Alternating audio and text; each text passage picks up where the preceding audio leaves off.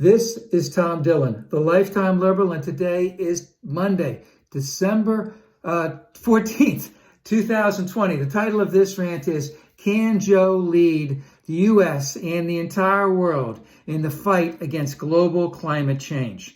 So we're probably seeing the light at the end of the tunnel in terms of COVID-19. There's a lot that has to be done. It's been terribly managed. We still have to be ever protective of ourselves for the next 6 months or more.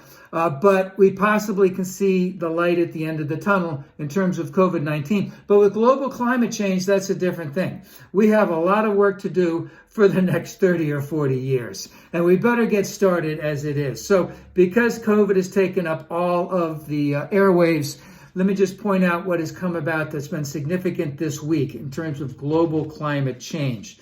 Just this week, the United Kingdom had indicated that they are going to be reducing their greenhouse gases by 68% by the year 2030. They also indicated that they will not be making any investments overseas for any fossil fuel projects. And Boris Yeltsin, who is no liberal, who is no moderate as the Prime Minister of England, came out with a 10-point plan on what he calls the Green Industrial Revolution, with an emphasis on jobs. Kind of sounds like the Green New Deal, but with the emphasis on jobs.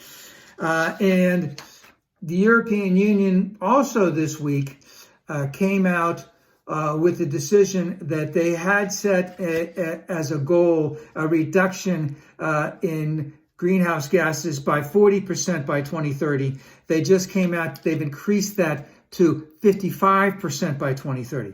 And what the United Kingdom is telling us and the European Union is telling us is that, number one, the technical capability is there, that we can make these dramatic changes. Yes, we need to do more, but we have to continue to set the goals high and work hard to achieve them. But we have the technical capability, and we know that there will be more capability coming up and technical breakthroughs in the next 10 years.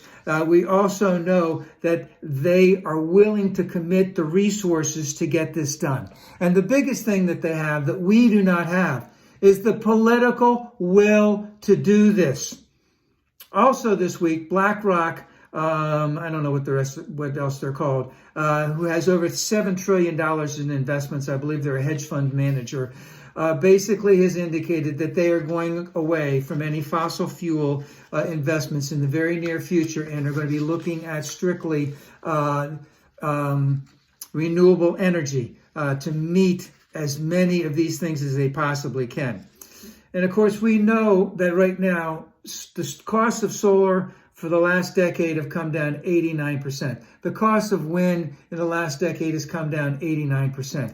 In 2020 in the United States, 90% of all investments in electrical capacity has been with renewable energy. This is where the future is, but we're not seeing it here in the United States. We don't have the political will right now to commit and to lead the world on this, because we have a science-denying environmental terrorist group called the Republican Party, who is denying even the existence of global climate change.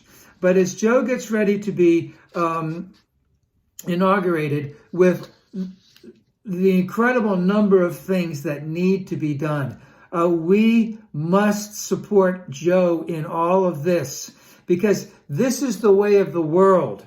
We need to be the leader. We want to be the leader. The world wants us to be the leader. The only thing we don't have is the political will, and that's coming directly from the Republican Party. We need to get rid of them. We need to support Joe, and we must have our own 10, 20, 30-point Green Industrial Revolution on the map, ready to go, with detailed plans and deliverables, let's say within the next 6 months.